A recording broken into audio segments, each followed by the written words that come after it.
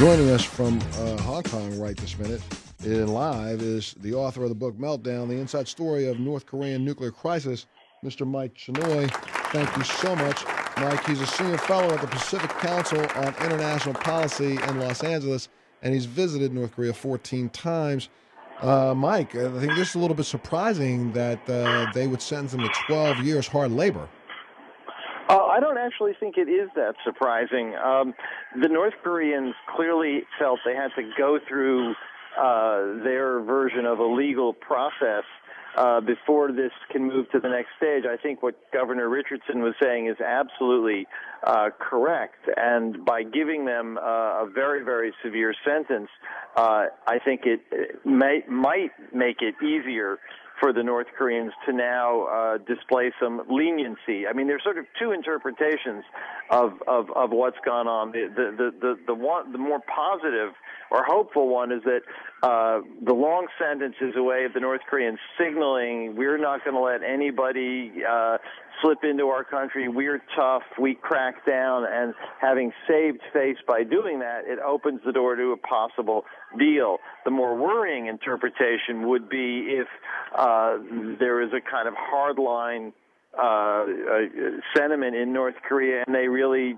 mean to put these women in prison and not negotiate a way out. But I think it's much more likelier that the door to diplomacy does now open, and the big question is, will the Obama administration and the North Koreans be able to reach some kind of understanding to allow an envoy to go and negotiate these the release of the two women? Well, now let me ask you a question. Could you also take it this one step and say they gave them such a harsh sentence so that when they are more lenient, maybe the leniency is 5 years, 4 years, 3 years. It appears to me like they've pushed it so far that I couldn't see them saying, okay, we're going to sentence them to 12 years hard labor. Oh, we'll just let them go home with Al Gore. I don't see how that's going to happen.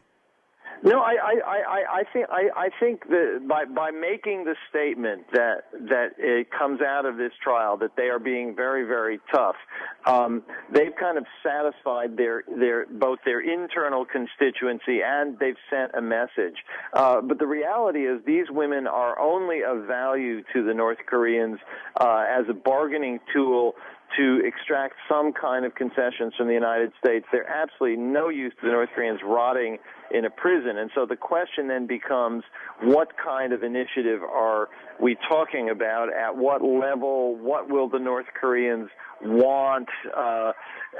And that's all still very, very unclear. But I think given the rising tension across the board on this issue, the increasingly harsh language from Pyongyang, the increasingly tough talk from Washington, ironically, the case of these women may offer the only opportunity to try and get some kind of dialogue going that might help counter this very dangerous spiral, downward spiral that we've been seeing. Is there any information getting out at all about how these women are doing individually? I mean, Yunaling Lee. She's married. She's a mother of four. It's got to be tough on a mom who has not seen her child for as long as she has.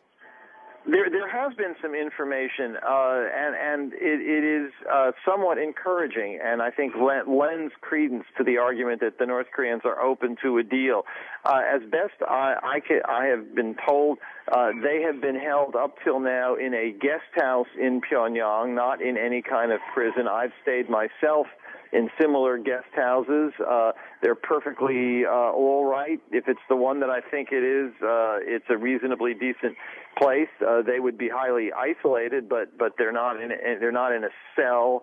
They're not being mistreated. They've been allowed to have contact with the Swedish ambassador who represents American interests in North Korea. They were allowed to write to their families, and they were allowed to make a phone call recently to their families. So the North Koreans seem to have gone out of their way not to treat them badly. And I think So the idea right now that they're sitting in a gulag, I mean, they got sentenced. No. There's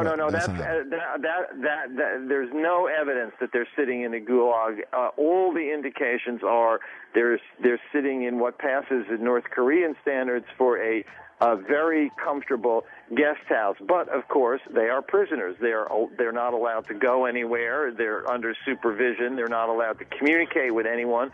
One doesn't know how they pass their days. It cannot be pleasant, but the notion that they're in some kind of, gulag, being tortured or starved or so on, there's no evidence whatsoever. In fact, quite the contrary. By all accounts, they've been treated well. They've been allowed to have contact, even make phone calls to their families. So that suggests to me the North Koreans are open to a deal. Montel across America.